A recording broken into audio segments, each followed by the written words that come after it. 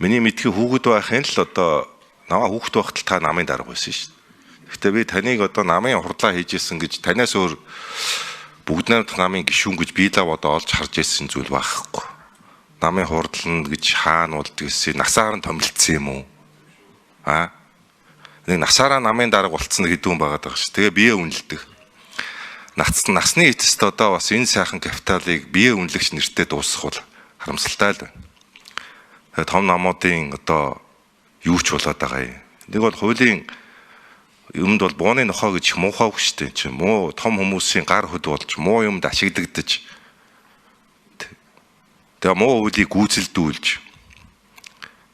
тэгээ насны эцэст бас нэг жоохон сайн сайхан юмтай болсон чинь өөр хүүхэдтэй бас нэг жоохон өөр ертөнцид очисон ч гэсэн бас нэг хэлэх нүртэй баймаар шүү дээ.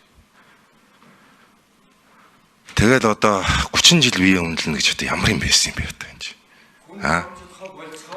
Нэрч байхгүй, нүүрч байхгүй, намтарч байхгүй. Тэгэл одоо нэг мөнгөөр авдаг. Мөнгөө дандаа нэг эн тентхийн төрийн зээлээр хөнгөлцтэй, хугацаагүй ийм юмар тохирдог. Өөрөөс нь өөр одоо хүмүүс байдаг ч юм уу үгүй ч юм уу мэддэхгүй. Тэгээ сонгуульд орохороо мөнгөөр, нэр хүндээр ард түмний итгэл одоо энэ саналыг худалддаг. Ийм намуудыг одоо цэгцлэх ёстой.